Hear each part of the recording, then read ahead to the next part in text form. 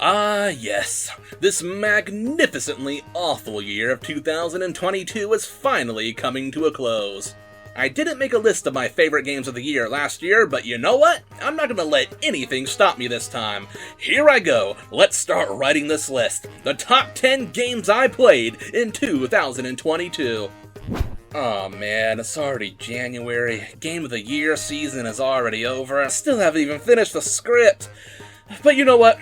Last time I made a video like this, I published it in January, so it's no big deal. Just gotta work fast, that's all. Well, it never happened. Guess I just wasted my time. But then again, what if I made it just like super low effort? Yeah, I'm not even gonna use video footage. Just still screenshots galore. Does it even matter at this point? You know what? I'm gonna do it. I'm just gonna make the stupid video. It's 9 months too late, but that's what makes it funny. We'll have a chuckle. We'll have a laugh. Never mind.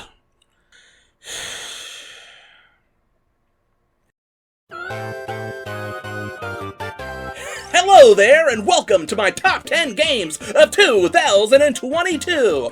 Just like the last time I made a video like this, I'm narrowing down my choices to just the games I beat for the first time in 2022, and obviously, I'm not limiting myself to only the games that released in 2022. And with that said, on to the list! Super Kiwi 64, that's right, from the esteemed developer that brought us such legendary classics as MatBat 64, Tori 3D, and Beanie, comes this stupid little game that only takes like 45 minutes to 100% complete and that offers basically no replayability, and yet, this dumb little rareware platformer knockoff instills so much gosh dang fun in its minuscule playtime that it managed to surpass so many of the supposed heavy hitters that I played in 2022 and creep its way into my top 10. Each time I play a game by this developer, I say the same thing. If they can make all these bite-sized experiences so fun and memorable, I would love to see what they can make with more time and a bigger budget. They have the potential to create one of the next all-time great 3D platformers. Number 9, Parasite Eve, also known as What If Resident Evil Was a JRPG? Well, that may not be perfectly accurate. I find it to be the most concise way to explain what Parasite Eve is. I wasn't completely on board in the opening couple hours of the game, but as the game opened up and I gained more ways to upgrade and customize the gameplay to fit my playstyle, everything started to click, and I found myself increasingly eager to see my way through to the end. It might have also helped that the game has a very strong wintry New Year feel to it, and I just so happened to play it in January. If you have any interest in Parasite Eve, I recommend doing the same. Number 8, the 4.6 billion year saga to Faraway Eden. You may be asking, the 4 billion year what the faraway what? You probably know this game better by its official English title, Evo, Search for Eden. I, of course, played the original Japanese version with an English retranslation patch, which explains the title difference. Why, yes, I do very much enjoy needlessly complicating things, thanks for noticing. This Super Nintendo cult classic has been on my to-do list since I first heard whispers of it back in the days of ye old ancient internet, and I'm so glad to have finally gotten a chance to experience it. This game takes you through the entire 4.6 billion years of the Earth's prehistory, from the creation of the planet, through the evolution of our ancestral life forms, and up to the advent of humankind, the faraway Eden. It's an eat or be eaten world out there, and you've got to devour everyone in your path if you want to be the dominant species. All the while, you'll get to choose how you'll evolve along the way. You want a large rhinoceros-like body with a long neck, a fierce jaw, a lion-like mane, and some big ol' horns? You got it! Whether you're a fish, a dino, or a mammal, the evolutionary changes you go through as tens of millions of years flash by in the blink of an eye are entirely your choices to make. The gameplay loop that constantly rewards the player with consistent changes to their creature, combined with the idea of fast-forwarding through the world's history over the course of the game, reminds me heavily of Quintet games such as Soul Blazer and Terranigma, and seeing how I love those games, you can consider this comparison high praise. Number 7, Castlevania Circle of the Moon.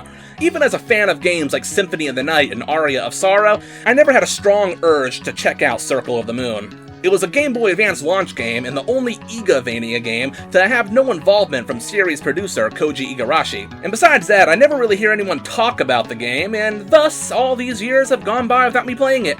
Fast forward to the release of the Castlevania Advance Collection, and I finally decided to check it out, and, to my surprise, I found it to be exactly on par with the rest of the series.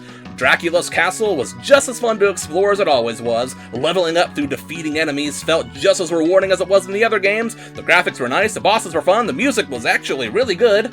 When I wasn't playing it, I wished I was playing it, and that there's the mark of any good game. Number 6, Yakuza Like a Dragon. If I hadn't recently marathoned 7 entire Yakuza games just before playing this one, there's a good chance that Like a Dragon would have been a lot higher on this list, probably even number 1. But while I was in a period of burnout regarding the series, I can't deny that this is one of the best games in the series. Like any Yakuza game, there is a ridiculous, just an absurd amount of stuff to do. Arcade games, running a business, kart racing, karaoke, card games, sports, movies, school, and the list goes on and on.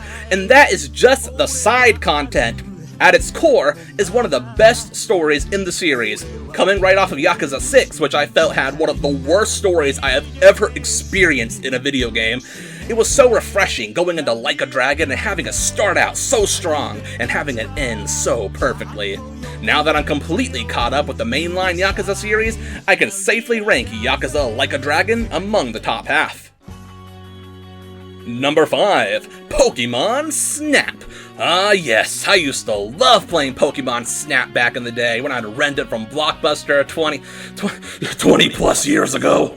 The game is just fun, taking pictures of all the Pokemon, throwing junk at them and watching them react, knocking Charmeleon into the volcano to force him into evolving, making Pikachu hap Zapdos out of his egg by thunderbolting it, and overall just trying to create opportunities to snap the perfect photos. The game managed to make something like photography fast-paced, exciting, and addicting. I haven't touched this game in 20 plus years, but here I am all this time later playing the entire thing from beginning to end in one sitting because it's just so much fun and it holds up so well. Number 4, Captain Toad Treasure Tracker. I loved Super Mario 3D World on Wii U, even back when everyone else hated it for not being Galaxy 3. So naturally, when they announced that they were taking the Captain Toad levels from that game and expanding the idea into its own entire full-length game, I was ready to play it day one. And I did, but I didn't make it far. I'm blind as a freaking bat, and having to keep looking down at the Wii U gamepad at these tiny little diorama levels kept giving me massive headaches. So, that was it for me and Captain Toad. Fast forward to early 2022, and Nintendo did one of those game trial things where NSO members could play Captain Toad Treasure Tracker on Switch for free for 1 week.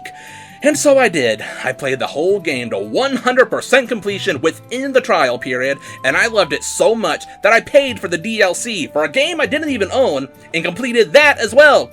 Needless to say, I was absolutely enthralled with this game. It's already been nearly a decade since the original release of Captain Toad. Let's just hope a wait for a sequel isn't as long as it was for Pokemon Snap. Number 3, Kirby and the Forgotten Land. So, Kirby is pretty much always a good time, but I feel the series has been pretty stagnant for quite a while. If only there was something they could do to really breathe some new life into these games. I don't mean fun little gimmicks like a robot suit or whatever, that's cool and all, but I mean something really game-changing. Enter the Z-Axis! That's right, Kirby has finally entered the realm of 3D, pretend Blowout Blast doesn't exist, and it is glorious. Please tell me first, popular as Kirby is as a brand, why do I never hear anyone singing the praises of Forgotten Land? Each level feels so impactful and well designed. Controlling all of Kirby's classic copy abilities in a 3D space feels incredible. The new Mouthful mode opens up so many creative challenges. Exploring each level is such a joy-inducing experience. The boss battles are awesome. The soundtrack is absolutely god tier, and the game's finale is just epic. Yes, epic! I know I'm talking about Kirby. It's been a couple years now since I played the game, and without any new game bias, I can firmly state that this is my favorite game in the series by far. Not only that, but it is easily in my top 5 Switch exclusives. It is that fun. Man, now I want to go play it again. Number 2, Phoenotopia Awakening. A big part of why it took so long to make this video is Phoenotopia Awakening. It's easy to express my thoughts on something like Kirby or Captain Toad. We all know what those games are, I don't have to explain it. But then there's this game that I doubt any of the 4 people watching this video have actually heard of. And this isn't like the 4.6 billion year saga to Faraway Eden, which was just a fun little game that I enjoyed. Phoenotopia is a masterpiece. I feel like I have to spread the word, explain in great detail every little reason why you need to give it a chance. But then, at that point, I might as well just take the time and make a dedicated video about it, and yeah, I ain't doing that. So, basically, Phoenotopia Awakening initially portrays itself as an homage to Zelda 2, but it quickly becomes apparent that it isn't trying to be a successor to that game. This game is very much its own thing. It's one of the most beautifully realized worlds I've ever explored in a video game, with literally hundreds of secrets to discover. The towns are as dense and lively as they could possibly be in a 2D side-scroller. All the dialogue is smartly written and oftentimes legitimately clever and funny without ever once falling into the territory of self-referential or ironic humor you see all too often in indie games. The world itself evokes this rare, magical feeling where the further away from the opening areas of the game you go, the more foreign everything starts to seem. And then you venture out even further from civilization, and by the end you start to feel isolated and alone. This is a long game, taking me over 50 hours to beat without even going for completion. The sheer amount of talent and imagination oozing from every corner of this game is mind-blowing, considering the game was made, for the most part, by one guy. Phoenotopia is basically like if I played a phenomenal new game that absolutely blew me away, and it excelled in basically every aspect. You go online and everybody is raving about it. Twitter is full of memes, everybody is streaming it, its subreddit is bustling. There's a billion YouTube videos of people talking about all the secrets and bits of lore and world building. The main character has a Mii costume in Smash because why wouldn't this be the case? It's that good of a game. But then, I accidentally stumbled into a black hole and re-emerged in a screwed up alternate reality where everything is exactly the same, except Phoenotopia Awakening had absolutely zero cultural impact whatsoever. It had a botched launch, it sold terribly, and nobody has even heard of it. It immediately fell away into the endless abyss of forgotten indie games. And here I am, still thinking about it and how amazing it was, devastated that there will never be a sequel, that I'll never get to explore more of that world, that it didn't get the recognition it deserved in this warped, unjust version of reality.